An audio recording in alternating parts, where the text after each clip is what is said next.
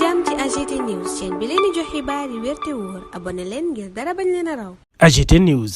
daleen ak jàmm ci chaîne bi ngeen taamul seen bopp mi AGT News. Racaille ci kàddu yi nga xam ne taskatu xibaar yu ndaw yi dañ koy faral di jëfandikoo Racaille mooy ñi nga xam ne rek ay reporter nañu dañuy wër atelier ak séminaire yi ngir mën a diisal seen biir ci jamonoy pause café waaye itam jël koppax yi nga xam ne moom la ñuy joxe muy per diem boobee sax daanaka dafay faral di sonal organisateur yi nga xam ne bu ndaje bi jeexee ñoom ñooñee di Racaille yi dañu leen di wër boo maytul sax ñu joteek ñoom ngir mën a jot ci yooyu la koppax jarul nag ñu leen ciy mexe ndax nag dañu wax a dund donte ne sax dañuy ñàkkal seen bopp fulla ak fayda ñoom ñooñee nag wuutew ñu benn yoon ak reporter yi nga xam ne daanaka dañoo ñam caviar foofee ca palais bu avenue Baye Seng ñoom ñooñee kenn mësta tëdd nelaw ba géntekat dund li ngay dund jamono jilee maanaam jege lool njiitu réew bu Sénégal te amoo benn diplôme boo xam ne rawatina nga def liggéey bu am solo bu ñu ràññee ba ñépp nangu ne yow kat liggéeyal nga réewum Sénégal ñoom ñooñee dañu leen fal ndax rek dañoo jege soxna si njiitu réew bu Sénégal ñii di ko musóor ña ca des di ko jàppal catu grand boubam wala sax ñu toog di koy waxtaanal di lépp lippoon muy xaqataay ni mu ko soxlawee moom soxna si ca pale boobee nga xam ne jamono jilee noyyi fa jafe na lool. ñoom ñooñee la sunu nattaango Yaxam Mbaye sax di woowee dame de compagnie muy ay jigéen ak góor yoo xam ne ñu ngi foofee ca palais de la république seen mission daanaka mooy dof-doflu rek ngir reetaanloo soxna si njiitu réew bu Sénégal waaye nag jariñ na leen ndax tax na ba ñu soppi seen dund ñu ngi yor koppar gu weex tàll. laaj sampu ndax dañuy xalaat ñi nga xam ne ñoom ñooy jege ñaale candidat bu armée mexicaine bii di Amadou Ba.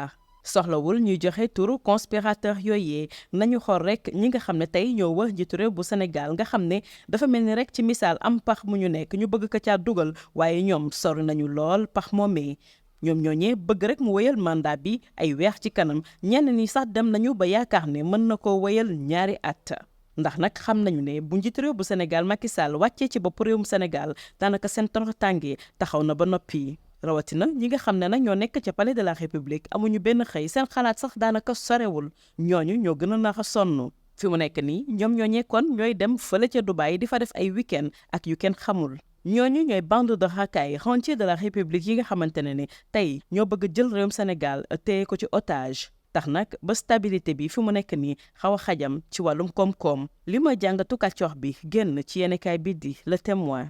AGT News. La racaille. Dans le jargon de jeunes confrères, la racaille est assimilée à cette bande de reporters qui écument les ateliers et séminaires dans l'espoir de se remplir la panse à l'instant pause café et rentrer avec la petite monnaie. Le fameux per diem qui donne des tournées aux organisateurs entourés par une horde de piscopies prêts à leur faire la fête s'ils tardent à sortir les thunes.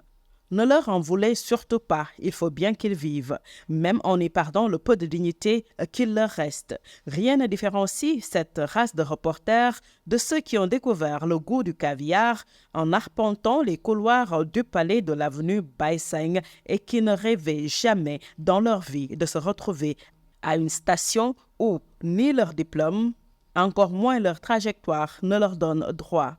Nommés qui sont, grâce à leur proximité avec la première dame, à qui ils nouent le foulard, rehaussant un pan de son boubou ou lui tenant compagnie par leurs plaisanteries grivoises qui la dérivent de l'atmosphère pompeuse des ors du pouvoir. Ce que notre confrère Yaxam Mbaye nommait dame de compagnie, ça peut être une dame ou bien un mec. Leur mission est la même, faire le guignol pour être appelé à un poste et sortir de la misère. Et qu'importe la station, pourvu que l'on ne s'éloigne pas de la cour de la princesse qui vous garantit votre poste tant que vous lui serez loyal et ferez sans murmurer les sales besognes. Pourquoi pensez-vous aux perfidies faites aux candidats de l'armée mexicaine? Vous voulez les noms de ces conspirateurs? Il suffit juste de voir tous ces affairistes qui poussent le chef dans le gouffre tout en se tenant loin du trou, l'invitant à résister pour quelques mois. Les plus téméraires tablent même sur 2 ans. La perte du pouvoir les plongerait dans la misère. Surtout ceux qui peuvent se prévaloir d'aucune profession et encore moins par la pertinence de leurs réflexions au ras de pâquerettes. Les voilà maintenant à des stations où ils peuvent s'autoriser des week-ends à Dubaï.